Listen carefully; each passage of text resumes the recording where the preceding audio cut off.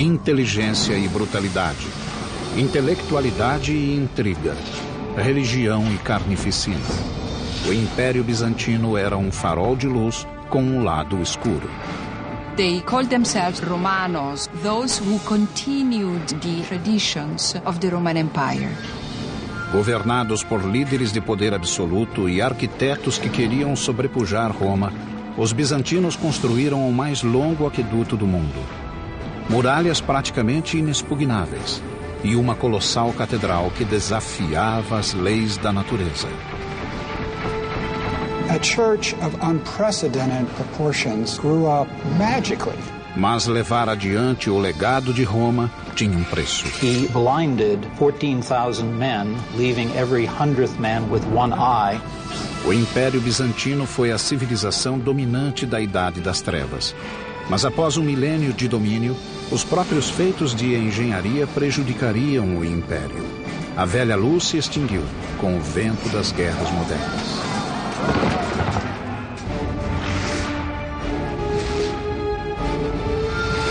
Construindo o Império.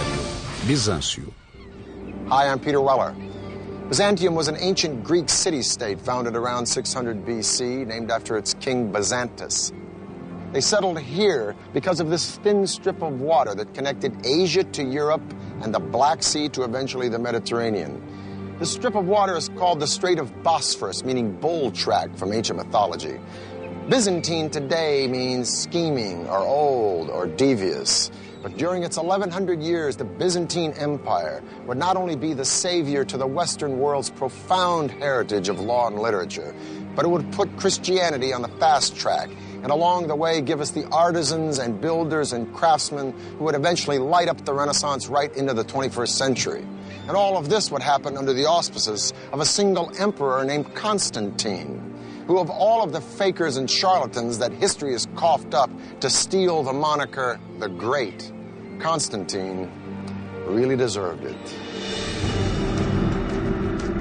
Novembro de 324 d.C. Após 2 décadas de feroz guerra civil, o imperador Constantino conseguiu finalmente o controle de todo o Império Romano. Era um líder de visão, brilhante estrategista e não tolerava limites. He became emperor really through his own wiles. He is ruthless in the way he assumes power. Constantine the Great was one of those rulers that changed the world. He inherited a Roman Empire which had been divided into 2 parts. Constantino reunificou o vasto império e governou bem as 2 metades. He was a very astute politician, and he was faced with the problem of both administering and of managing this enormous realm.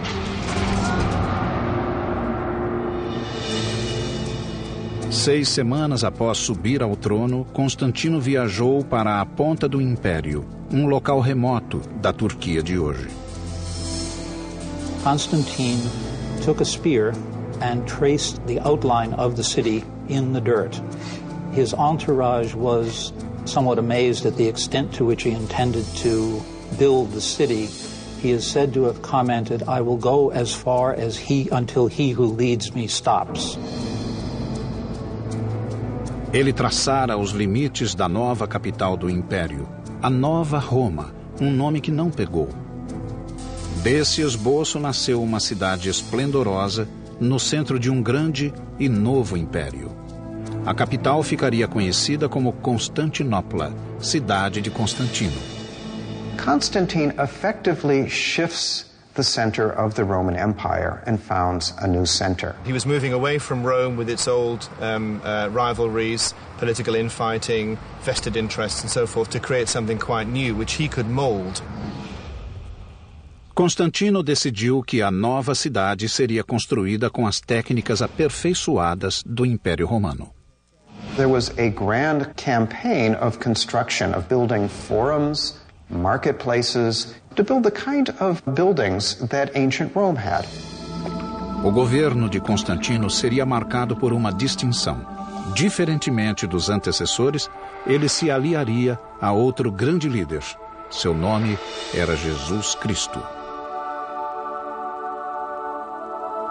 Christianity is really on the rise. There is a large Christian presence in the empire, and simply recognizing this presence made a good deal of political sense. Constantinople was founded, in effect, as a Christian empire, and Orthodox Christianity was fundamental to its existence.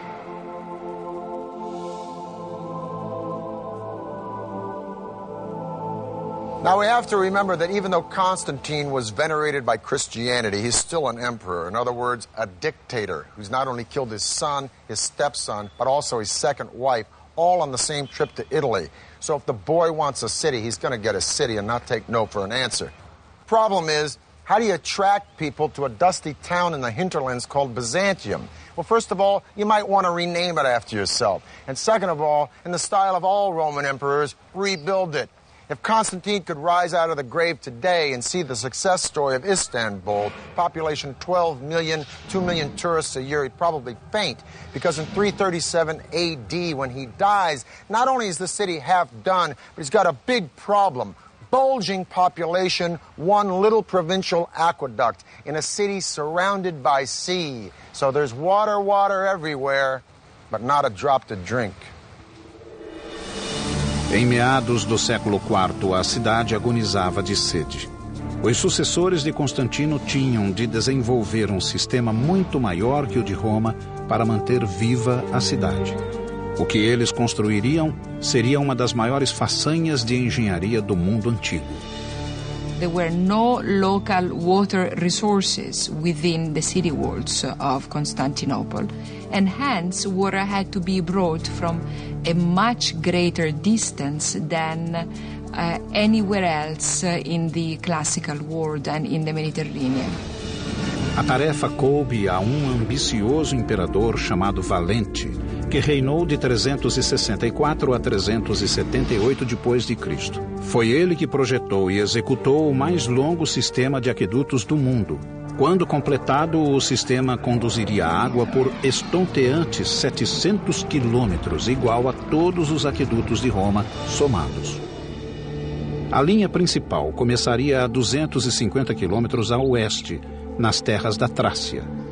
Os engenheiros teriam de achar um modo de obter um declive constante para manter a água em movimento. There are tunnels underground, there are channels that go along the surface, and there are, where necessary, these great aqueduct bridges. Entre os séculos IV e VI, os bizantinos construíram 60 pontes condutoras. A mais impressionante elevava-se a 30 metros. Hoje é conhecida como Aqueduto Romano de Valente. Primeiramente, os engenheiros construíram gigantescos suportes, ou pilares. Prontos os suportes, grandes arcos neles se apoiaram. Formas de madeira continham as pedras no lugar, até a pedra-chave ser posicionada para fechar o arco. Novas formas passavam para outra camada e o processo se repetia. Tal como os romanos, os pedreiros bizantinos adornavam as pontes com desenhos religiosos, mas com uma diferença. Os bizantinos usaram símbolos cristãos em vez de pagãos. A 130 quilômetros dali, outra ponte ainda maior canalizaria a água para o centro de Constantinopla, que hoje é a maior cidade da Turquia, Istambul. I'm standing on top of the giant aqueduct bridge built for the ancient city of Constantinople under the Emperor Valens. Boy, does that name ring power to you. Valens. Now, the entire aqueduct span is 150 miles, but just this section between two hills in Constantinople is 11 football fields long. And boy, did it take care of the city's water problem. But it not only took care of the water problem, just as we've seen in all of the empires, if you want to make a political statement with a public work, you build it big. Contudo, levar a água até a cidade era apenas metade da batalha. Uma vez lá, ela teria de ser estocada, e terrenos vazios era o que mais faltava. Os engenheiros aceitaram o desafio e construíram um sistema subterrâneo mais sofisticado do que tudo o que havia no mundo antigo. Criaram mais de 150 tanques subterrâneos, e o maior é esta, a cisterna da Basílica. Tem 336 colunas de 8 metros que sustentam um teto de 153 de comprimento por 77 de largura. A cisterna da Basílica poderia armazenar água suficiente para encher 27 piscinas olímpicas. Os tanques subterrâneos foram construídos entre as colinas, uma solução engenhosa, pois não só utilizava terras baixas, como ainda formava superfícies planas. The cisterns enabled the city to be provided continuously by water, even in the summer when it wouldn't rain that much and there would be merely a trickle coming down from the aqueduct.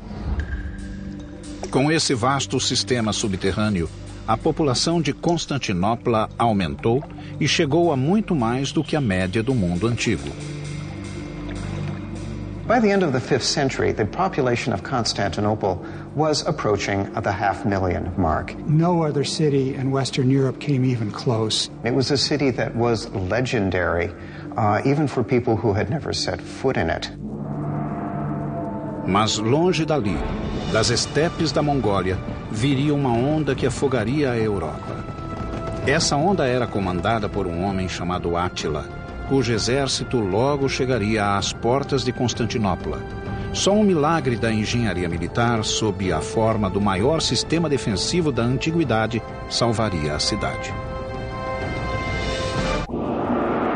410 depois de Cristo, Roma fora invadida por tribos germânicas, os visigodos. Os romanos fugiram para leste, em busca da paz de Constantinopla, mas era uma questão de tempo. Logo uma horda selvagem desabaria sobre a cidade. Eram os temíveis hunos. Now, as the West will decline, the East and Constantinople will become a boom town. Only burr in the saddle is, the richer Constantinople gets, the more those marauding northern tribes who have been attacking Italy start to look at Constantinople and go, Constantino, o Grande, pusera o Império Bizantino no mapa. Agora os hunos esperavam apagá-lo. The descriptions of them in contemporary texts, which treat them as outlandish, horrible, ugly, beastly people, make it very clear that ordinary people are absolutely terrified of the Huns. Mas os bizantinos tinham um plano para manter os hunos à distância. Encarapitada na ponta de uma península, Constantinopla tinha grande vantagem sobre a velha capital, Roma, que ficara desprotegida e exposta. Para rechaçar o inimigo, Constantinopla necessitaria de uma formidável defesa ao longo das fronteiras do oeste. A solução foi o mais forte e sofisticado sistema de muralhas jamais construído. Hoje elas são conhecidas como Muros de Teodósio. Ironicamente, o crédito da maior engenharia militar do Velho Mundo foi para uma criança quando as muralhas foram projetadas, Teodósio II. A construção das defesas começou quando Teodósio tinha 12 anos.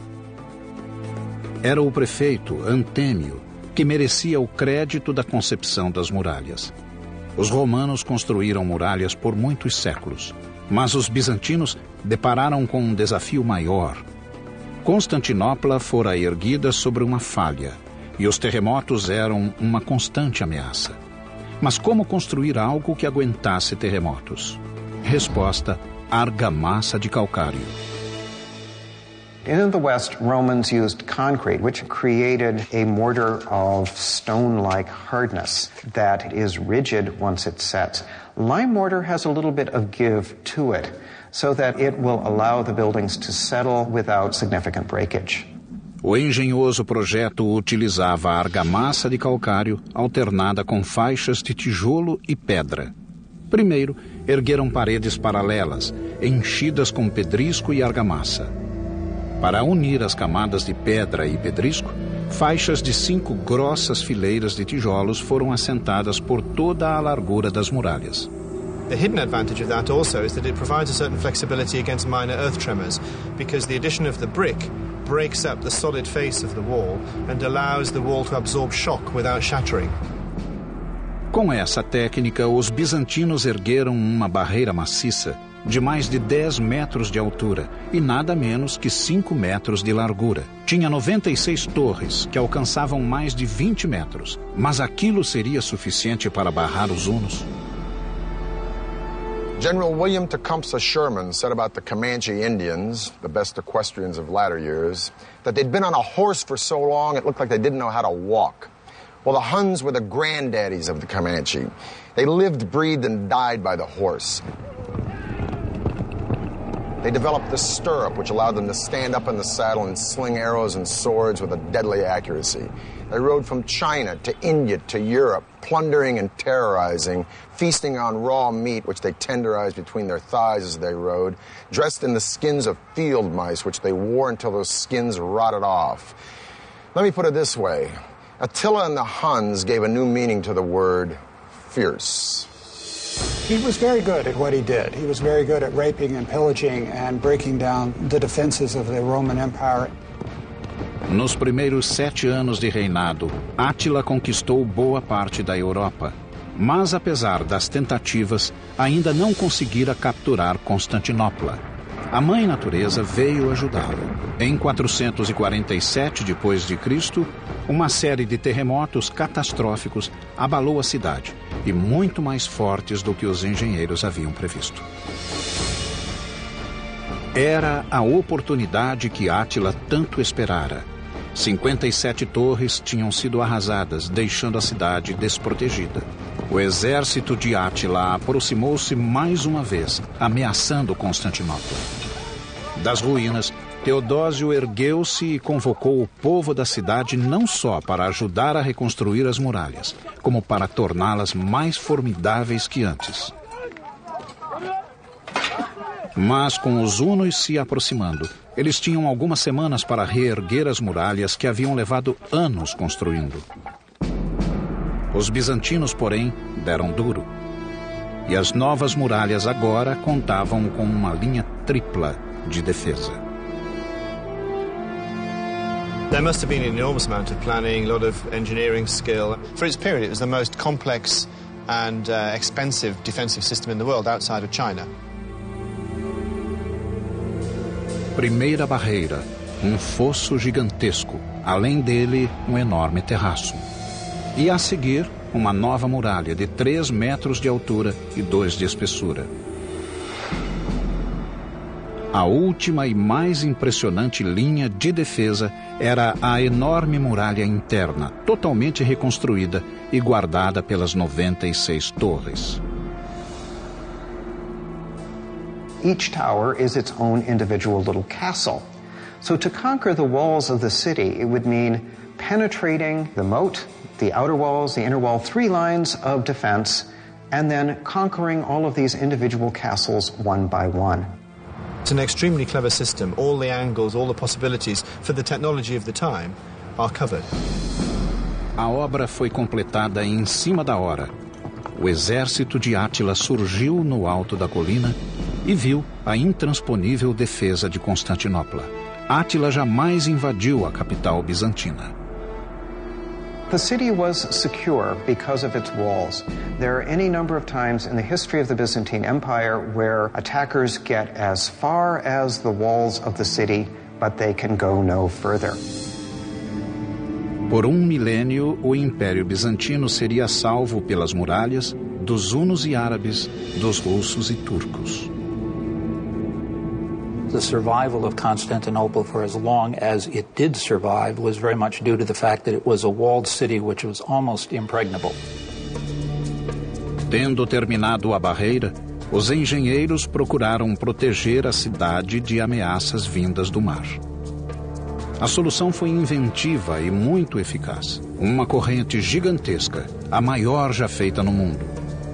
Os ferreiros bizantinos forjaram essa corrente maciça de comprimento igual ao de 5 campos de futebol, com boias a cada 60 centímetros, as quais flutuavam em troncos de madeira. Quando necessário, os bizantinos faziam a corrente cruzar todo o chifre de ouro, ou seu estuário, isolando assim o porto. Finalmente protegida dos inimigos, Constantinopla pôde crescer.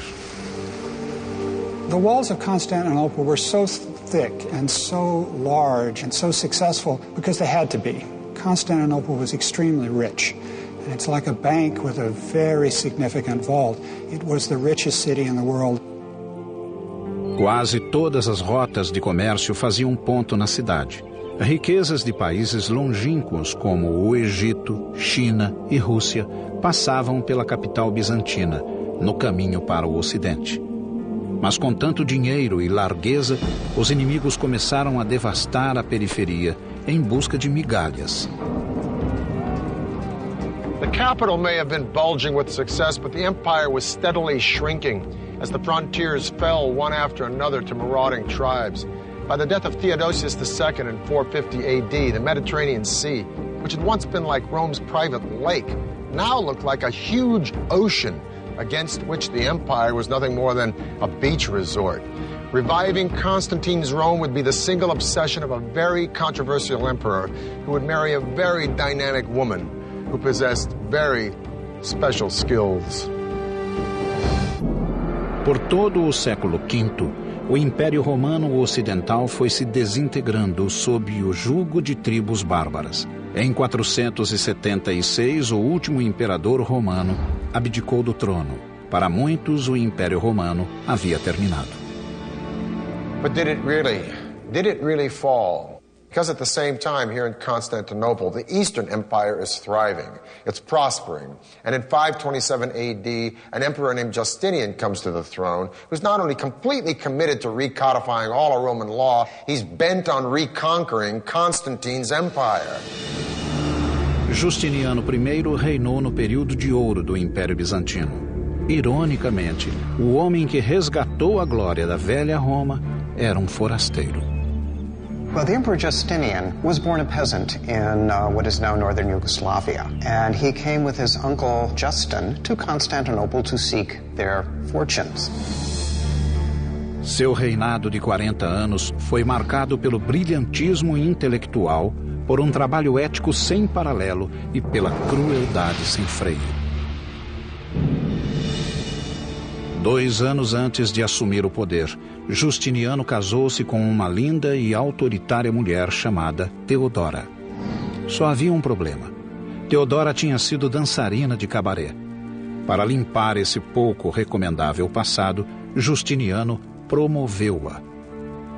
No dia de sua coroação, nomeou Teodora co-imperatriz. A ascensão da jovem dançarina chocou a aristocracia bizantina.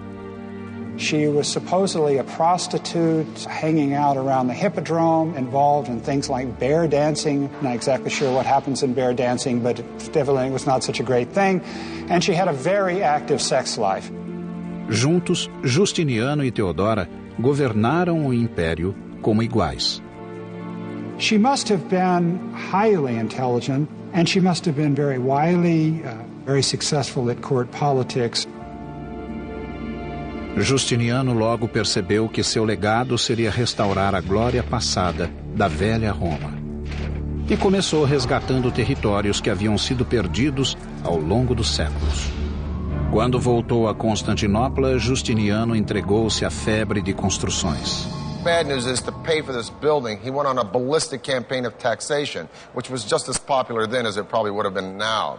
Along with the taxes, he tries to control or stamp out any form of pagan celebration, the study of the ancient philosophers at Athens, gambling, prostitution, adultery, homosexuality, any Christian that doesn't see it his way, and the Jews. He didn't have a lot of fans. But so what? He's an emperor. He's not listening to approval ratings. But you know what? He should have. O punho de Justiniano pesava. E o ressentimento do povo mudou para a raiva, diferentemente de outras civilizações em que as massas não tinham onde reclamar. Os bizantinos contavam com o hipódromo. O hipódromo era o centro da vida pública. Concebido como estádio de corridas, podia acomodar 100.000 pessoas. Sua construção fora feita ao longo dos séculos.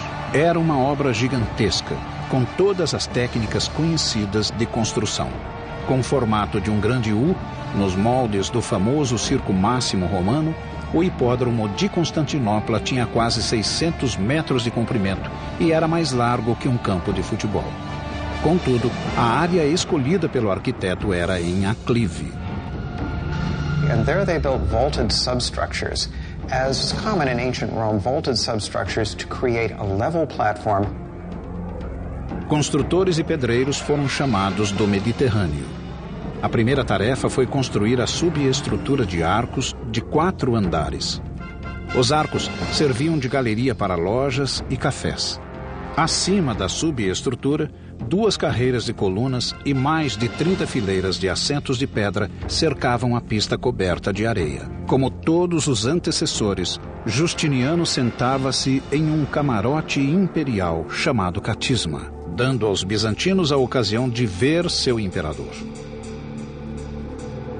It was a combination of sports stadium, public spectacle stadium, imperial propaganda, pulpit, all those things. It could seat huge numbers of people. As apostas eram feitas pelos torcedores dos times, azuis, verdes, vermelhos e brancos. They were like political factions in our world, and so disputes over soccer results as today or disputes over chariot races could take on a significant political dimension in Byzantium.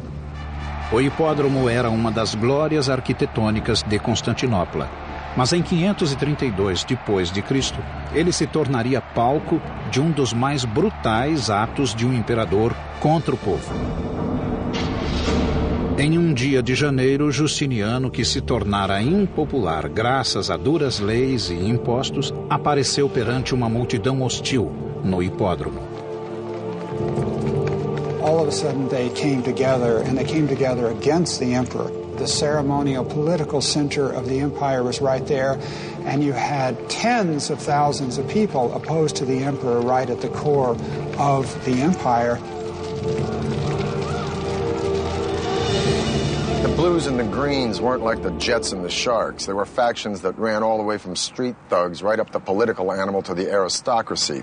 So when thousands and thousands of both Blues and Greens stormed the Hippodrome screaming, "Nika, Nika, win, win," against these horrible taxes, it would have been like both Republicans and Democrats storming the Super Bowl screaming about the same thing, which may not be a bad idea. The sad news is it turned into a riot, and the riot turned into mayhem, and a week later a third of the city lay in ashes. Justinian was so scared he was about to pack his bags and split.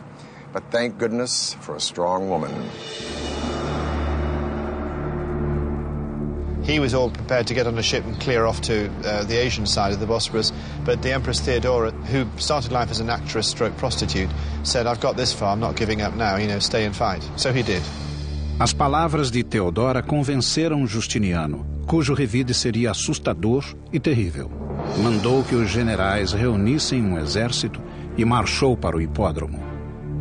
The conclusion of the Nicaea riot is one of these events of biblical proportion. Justinian calls the rebels to meet in the Hippodrome, suggesting that he may compromise with them. But in fact, he gets them into the Hippodrome, closes the gates, and they are massacred by the imperial troops. Em minutos, todos os rebeldes ali encerrados foram sistematicamente degolados. O centro da vida política de Constantinopla tornara-se o campo de extermínio de cerca de 30.000 pessoas. He was an approachable and gentle man who could, with a quiet voice, order the murder of thousands of people. A capital jazia em ruínas, mas nos escombros, Justiniano viu uma oportunidade. Agora construiria um legado duradouro em nome do poder absoluto, o dele.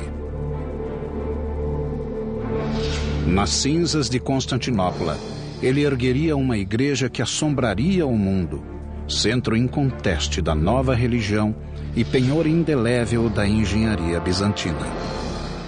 532 d.C., o imperador Justiniano sobrevivera à revolta nica, mas o coração do Império Bizantino jazia em ruínas.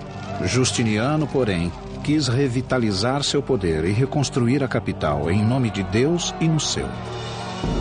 What Justinian did after his imperial army put down the riot was to immediately begin to refurbish the city and proclaim to the citizens that he was in control and that everything was right in the Roman Empire. Now, we remember Justinian not because he was ruthless, but we remember the period of Justinian because he has left us such an incredible architectural legacy. A grande prioridade do imperador era reconstruir a catedral da cidade, chamada Igreja da Sagrada Sabedoria. Nós a conhecemos hoje como Hagia Sophia. Justiniano contratou 2 arquitetos de nomes Isidoro e Antêmio para projetar a catedral. Eram ambos professores de física e matemática. Conheciam a teoria, mas careciam de experiência em construção. The architects of Hagia Sophia were not the standard architects of the day. They, for better or worse, were professors. We professors sometimes don't have the most sound practical knowledge. Mas Justiniano deu-lhes carta branca com apenas 2 exigências: construir o mais rapidamente possível e criar algo absolutamente único na Terra. As obras começaram algumas semanas depois da revolta nica. It took years to put together building teams, to bring together all of the building materials that were needed for a great project in the empire. Justinian did it practically instantly. Isidoro e Antêmio fizeram um projeto revolucionário no conceito e de tamanho sem precedentes. Resolveram criar o maior domo jamais construído, com 30 metros de diâmetro. Começaram usando um recurso já tentado pelos romanos, que nunca chegara a bom termo. Era o pendente. O primeiro passo foi construir 4 grandes arcos, onde o domo repousaria. A seguir, os pendentes, triângulos arredondados que ligam a base circular do domo ao suporte quadrado e distribuem o peso igualmente entre os 4 arcos. Acrescentando semidomos menores, a área poderia ser ainda maior. Com o uso de pendentes, os arquitetos de Justiniano puderam construir um domo gigantesco que aparentemente pairava no ar. O domo tinha 55 metros de altura, quase 10 a mais que a Estátua da Liberdade. A nave, que ficava abaixo do domo, era um enorme espaço livre de 75 metros por 70. There were 100 teams of workmen, each with 100 men, with half of them working on the north side of the building, half of them working on the south side of the building, and competing to create the great building. A church of unprecedented proportions grew up magically, almost magically, faster than any kind of construction at that time on that scale. Hagia Sophia foi inaugurada em 537 d.C., menos de 6 anos após a pedra fundamental. Justinian was very proud of his church, as he should be. It was a great idea, it was a great conceptual plan. The implementation of that plan, the actual structure, was risky. A more experienced or pragmatic builder would have seen that trying to build a dome of this size with the materials given in a short amount of time would have been dicey at best. Before the construction was even finished, the 4 piers hold up the arches started to buckle and collapse. 20 years later, an earthquake happens. Boom, whole dome comes in. Now, Isidorus the Younger, the nephew of the original Isidorus that built it, addressed the flaws in the dome, had to reconstruct it. One of the flaws, most important one, is that he raised the pitch of the dome because more vertical load of a higher dome will drive the weight into the ground, which is good support. A short, squatty dome with horizontal load drive the weight sideways, and kaboom, the dome falls in. So Isidorus raises the dome 21 feet, boom, and voila, you got the dome you see today. A Hagia Sophia ficou conhecida não só pelo projeto arrojado. Até as colunas foram adornadas com monogramas do imperador e da imperatriz. We are never allowed to forget that this is the great achievement of Justinian and Theodora. Justiniano havia criado um centro para a cristandade e mais tarde consolidou Constantinopla como capital do mundo cristão. He got an architect that was going to make a grand statement. And a grand statement was made. The largest church in Christendom, the greatest dome space in the world until the Renaissance. He got a building that dwarfed any of the great baths of ancient Rome or any of the great temples of the ancient world. No final da era Justiniano, o império atingira seu tamanho maior, englobando a Síria, a Palestina, a Ásia Menor, Itália, Grécia e o norte da África, isto é, Egito. Mas o povo bizantino pagaria caro por tamanha expansão. As constantes campanhas militares de Justiniano, mais a obsessão de reconstruir Constantinopla, virtualmente levaram o império à falência. The empire really never recovers from the megalomania of Justinian. It's perhaps fitting that the dome of Hagia Sophia collapses. It's as if Justinian, as he is overextending the political boundaries of the empire, he's also overextending the architecture as well. Por 3 séculos após a morte de Justiniano, uma série de imperadores governariam um território cada vez menor.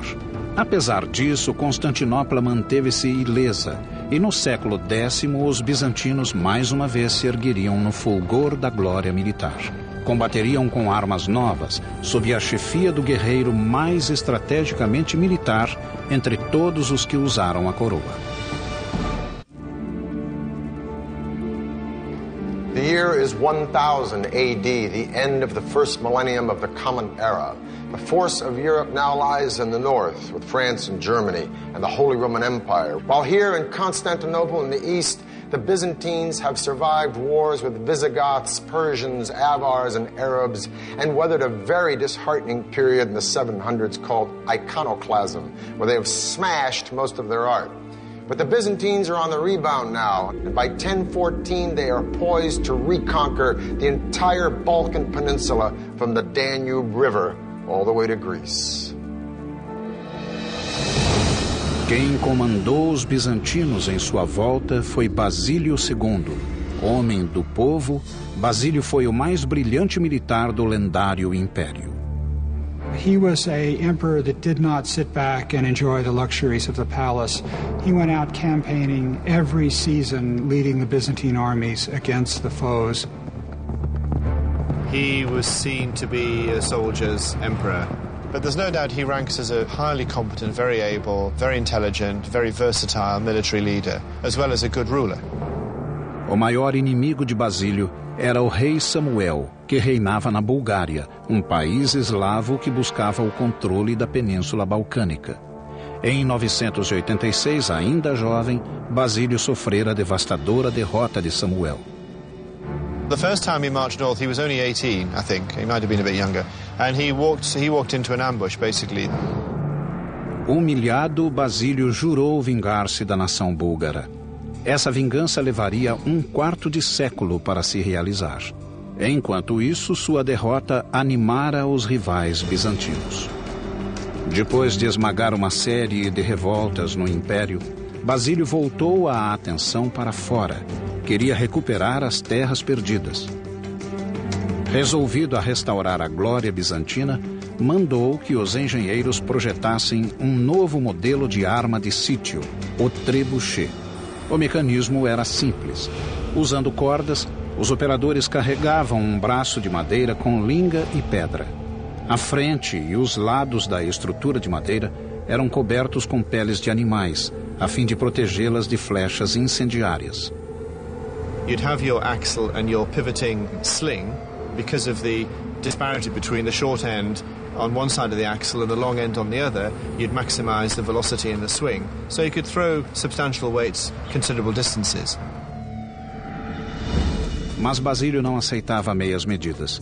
O trebuchet de seus engenheiros arremessava pedras de mais de 200 quilos e exigia muita força para ser operado. 400 homens. Com as melhores tropas do mundo e o melhor aparato de sítio, o exército bizantino era irresistível.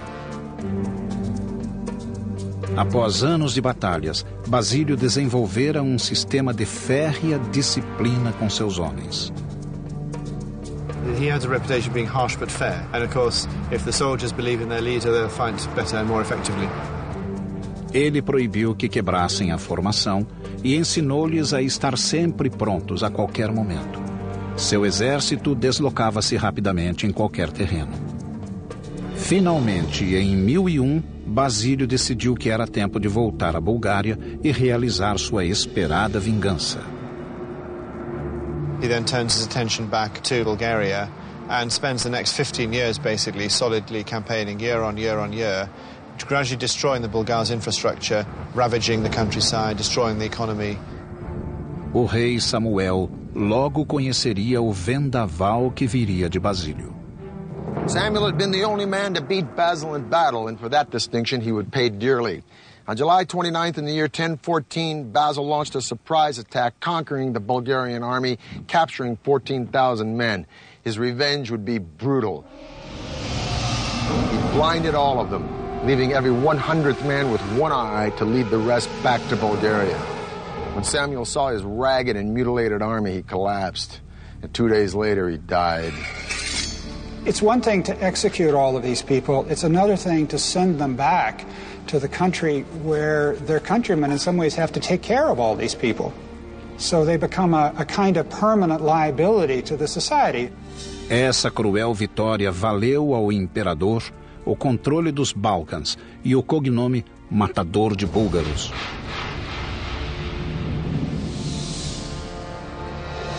Em 1025, quando Basílio morreu, os bizantinos achavam-se no auge do poder, mas o império ficou sem líder e à mercê de lutas internas. In subsequent times, the empire needed a great general like Basil II. They didn't have one. Em 1453, os otomanos assestaram sua nova arma contra as invencíveis muralhas de Constantinopla. Tijolos e pedras não puderam enfrentar o fogo de canhões. Gunpowder and cannon changed the rules of war. Byzantium, Constantinople was built for a system of fighting that was obsolete by the 15th century. Após 1100 anos, as muralhas inexpugnáveis finalmente caíram. Constantinopla agora se chamava Istambul. O Império Bizantino terminara, mas suas inovações e feitos de engenharia são até hoje um testamento de sua magnífica civilização, que começara nos moldes da antiga Roma e terminara criando um modelo próprio. What's fascinating about the Byzantine Empire is we tend to talk about empires in terms of their political might. With the Byzantine Empire, we have to understand it as a cultural power.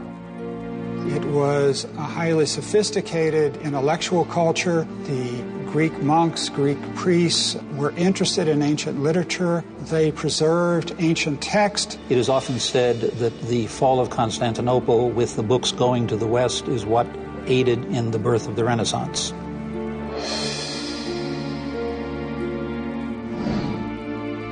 Constantinople had built magnificently. They catapulted Christianity into the world. They'd shaped the Western world's laws. They preserved the heritage of knowledge from antiquity. But the Byzantine Empire was gone for good. For the History Channel, I'm Peter Weller.